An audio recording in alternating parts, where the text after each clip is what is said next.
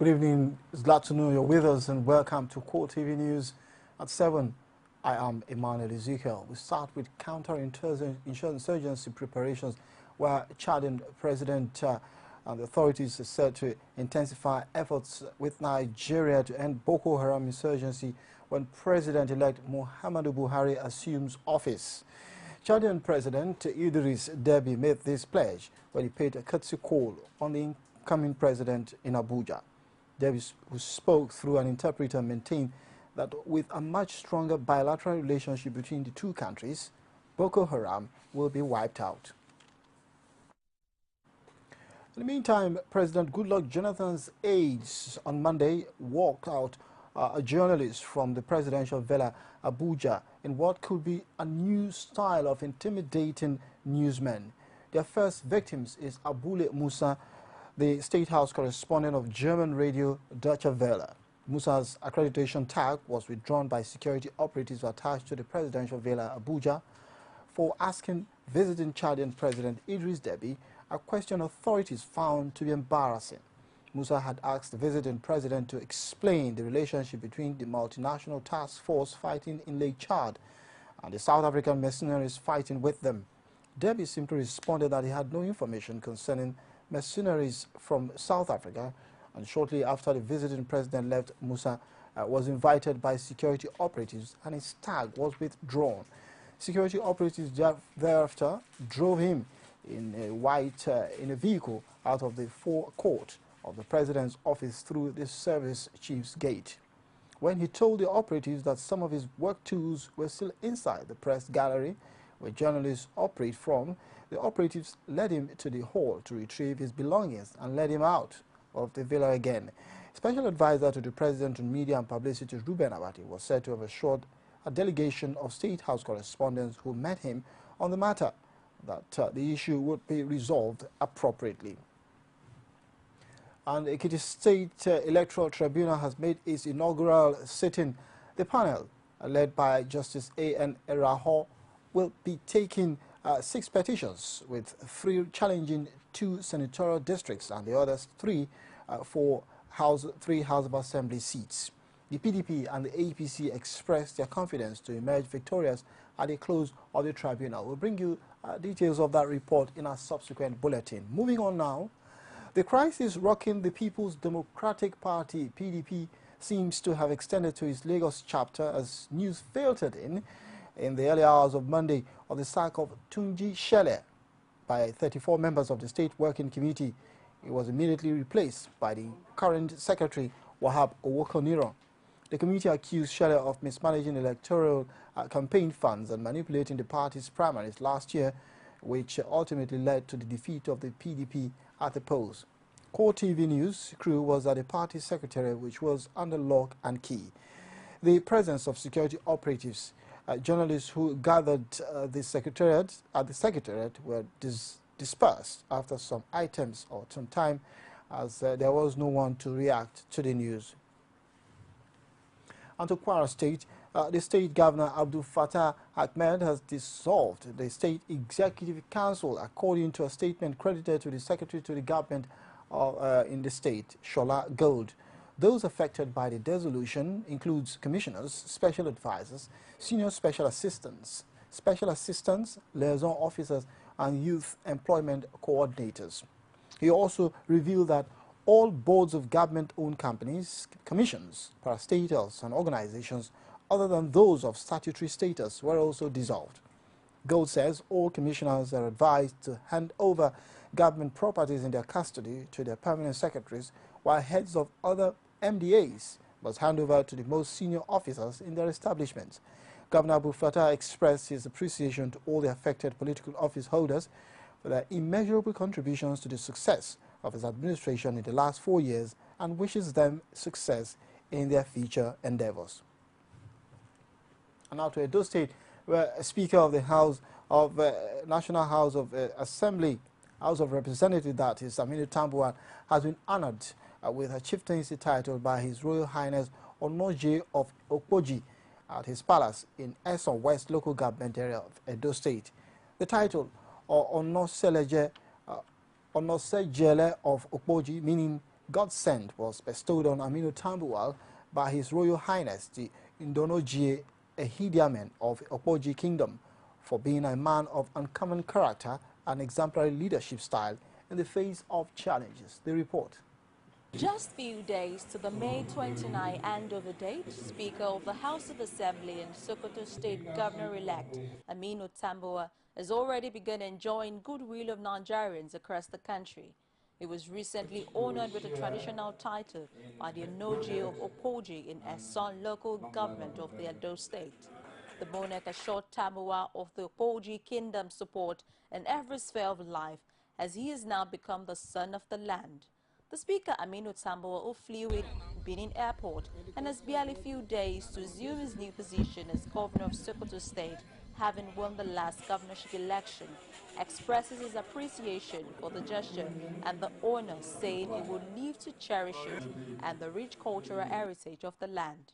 You appreciate the title given to you by Opoji people, and how ready you are to defend it. You are our son, who will not fail to defend you with any instrument at our disposal.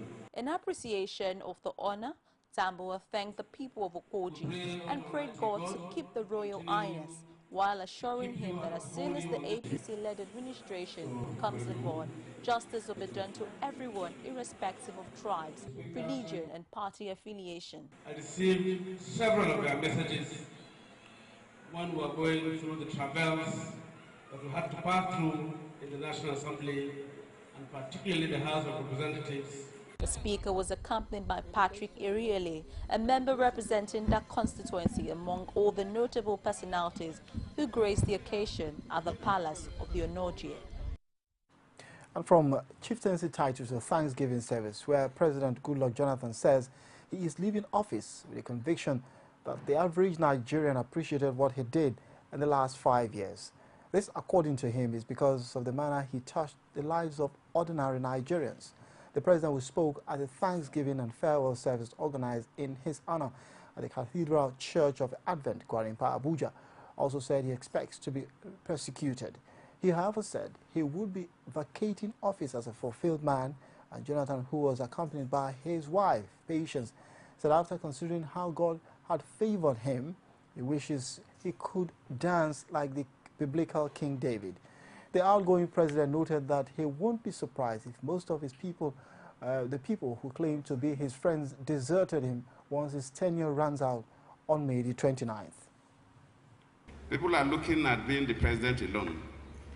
But people of about my age bracket, maybe a few people above my age that probably have gotten the kind of blessings, but about my age bracket and a little below, didn't enjoy the privileges I have enjoyed.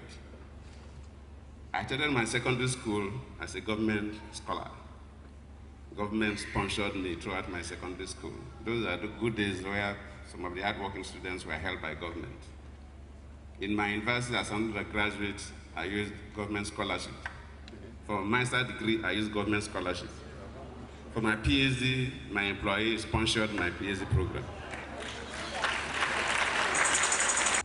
But we, myself, and my family, were very happy for this. Some hard decisions have their own cost, no doubt about that. That have run the government this way, that stabilized certain things, the electoral processes, and took certain decisions that brought some stability to this country. It's a very costly decision that I must also be ready to pay for it. And I used to tell people, because some people come to me and say, is this person not your friend? Is it not true, your government, that this person has benefited through this way? But look at what this person is talking. I said that worse statements will come. If you take certain decisions, you should know that even people close to you will even abandon you at some point. So it's not that every decision you take, it may be good to the generality, but it will affect people differently. And for the ministers and aides that serve with me, I sympathize with them, because they will be persecuted, and they must be ready for that persecution. Staying with the president comment now, a reaction coming from the opposition, now the ruling party coming into government following a statement credited to President Goodluck Jonathan on Sunday. The All Progressive Congress APC insists the incoming administration of Muhammadu Buhari will not persecute anyone, contrary to the outgoing president's statement.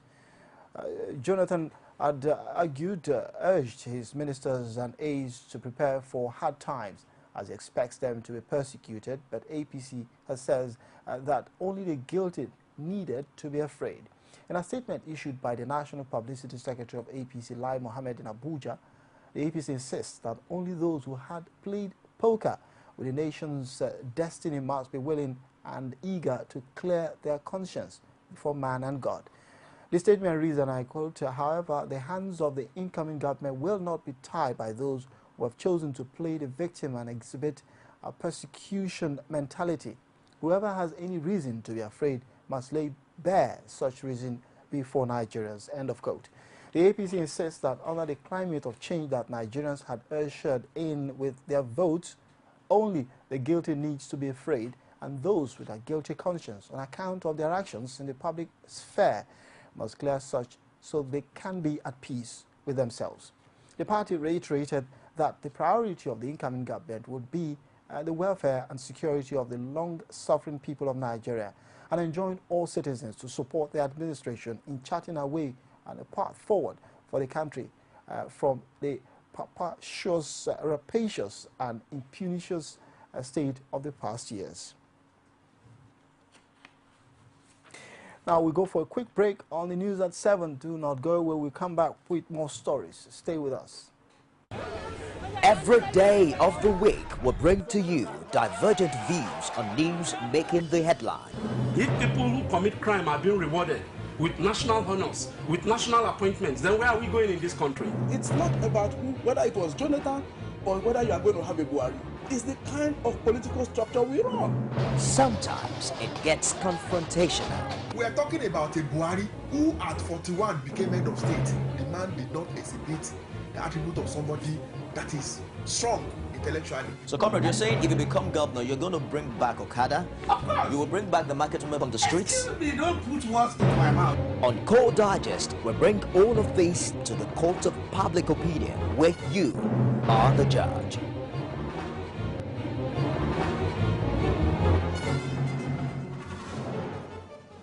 Welcome back. It's still the news at 7, where you can track these stories following us on our social media platforms: Facebook, facebook.com/CoreTV News, or our Twitter handle at CoreTV News NG. You can also check our YouTube channel, youtube.com/CoreTV, little space, and then news. Northern elder statesmen have described the 2015 election as a non-violent revolution. They also say Nigerians proved the rest of the world wrong by ensuring a peaceful electoral process. A delegation of the Northern Elders Forum led by Maitama Sule also told President-elect Muhammadu Buhari during a visit to focus more on security and ensuring a united Nigeria. Responding, the incoming president says his priorities are security, job creation and provision of adequate power supply. Mr. President, sir, you know what we have gone through. I am not asking you, and I know you will not, to discriminate against any part of Nigeria. But I am asking you to do justice to all parts of Nigeria. Justice will bring about peace. Peace and stability are the prerequisites of development. Development will bring employment. With employment, you will not have idle people. An idle man is a devil's workshop. And confused to remind them of what I said in all the states I visited. We see fundamental problems. The first one is security. The country has to be secure before anything can take place. And then the economy. The fact that more than 60%, between 64-65% of Nigerian population are youth. And most of them, whether they have been to school or not, they are unemployed. And this is the biggest danger if we don't know it. So there must be job for these people, these children, this Nigeria, as quickly as possible. For even us to enjoy the relative peace. So security, getting job for these people, put the infrastructure right, especially power. But the economy, the employment quickly will have started agriculture and mining. That's why we can do.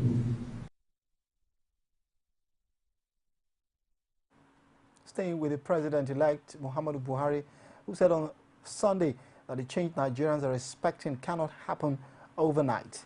Buhari also said the incoming administration will, in the short term, lay emphasis on agriculture and mining to deal with the challenge of youth unemployment. He said this while receiving in audience members of some northern groups led by Meitama Sule and the Northern Elders Forum in Abuja on Sunday. According to him, the task before the northern leaders, especially the clergy, is to help sensitize the public that the change they desire and voted for cannot happen overnight. He pointed out that it took 16 years to destroy the nation's economy, noting that the nation earned more within the last 16 years under the People's Democratic Party than it did since 1914, but that most of it was frittered away. Now, Senate President David Mark is not impressed with the performance of state legislatures in the last 16 years of Nigeria's democracy. He says legislators at the state levels have been acting as appendages of state executives, the way they pander to the interest of the governors. Senator Mark said this at the opening of a week-long induction program for newly elected state lawmakers in Abuja. He expressed concern at this situation where state assemblies could not muster enough votes to grant themselves financial autonomy when the first constitutional amendment was done. A similar sentiment was expressed by Chairman of the Senate Committee on Rules and Business, Ita Enang, who was the guest lecturer at the opening session.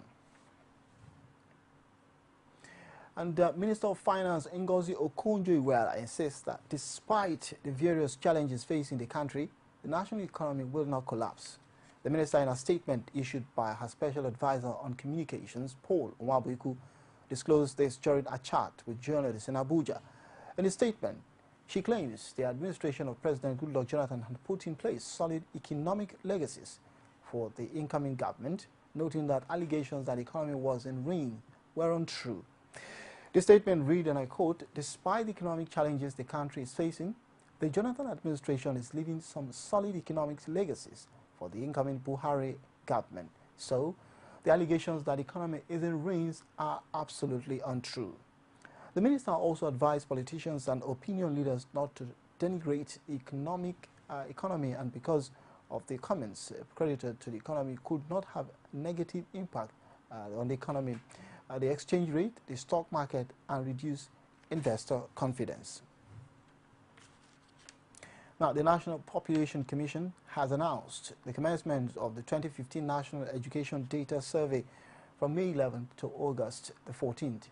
The survey, like the National Demographic Health Survey, takes place every 5 years and is the third in the series that will be conducted in Nigeria by the Commission.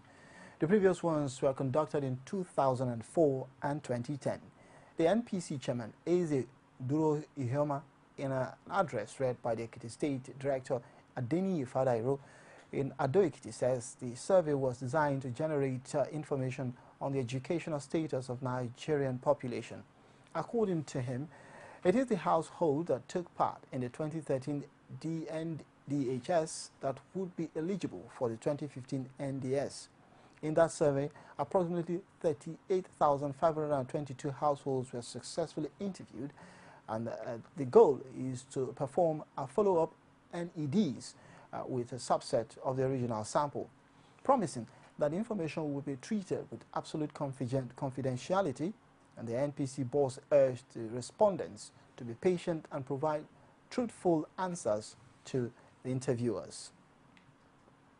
And now to Anambra State, where the governor of the state has commissioned completed multi-million naira projects in 2 schools in Onitsha, the commercial city of the state. The projects are part of Governor Willie Obiano's commitment to improving the academic and infrastructural standards of education across public and mission schools in southeast Nigeria. They were completed through a functional relationship between the state government and the mission. a hostel and refectory worth 64 million naira, and a perimeter fence constructed at Queen of the Rosary College and the Anglican Girls Secondary School, Onitsha, were part of the project. Expressing appreciation to the government, the principal of the school, Reverend Sister Mariah Nwankwo, commended the state governor for continuing, completing, and commissioning projects begun by his predecessor, and urged him to commence with new projects, which he hoped would involve the reconstruction of dilapidated structures in the schools. And here in Lagos, Lagos State Governor Babatunde Fashola has emphasized the role of adequate database for the citizenry in the efforts of government at providing dividends of democracy in the country. Fashola made the assertion after collecting his National Identity Card from the Director General of the National Identity Card Management Commission, Chris Onyemena, at the State House, Ikeja. Fashola insists the initiative will assist government in proper planning. For his part, Chris Onyemena explained that aside serving as a national identity card, the card could also be used for if this had been done successfully, it will have eliminated or substantially reduced the pressures that we all put ourselves through in trying to get PVC to vote. Because this would have been your identity, and so many parameters of our features, age, and all of that would have been in it, and date of birth, so we will know who is eligible to vote and who is not eligible to vote. That's why it's a multi-purpose card. Aside from the fact that it's a KYC card, or know who you are dealing with, it also provides a payment platform, and therefore potentially enables the citizenry to deal in the formal financial system because there's a prepaid card. And with that last story, identifying ourselves, conclude CoreTV News at 7, but do not go away. In the next half hour, we'll bring to you the first edition of The Reporter for this week, and I'll be here to do that. Thanks for watching. I'm Emmanuel Ezekiel.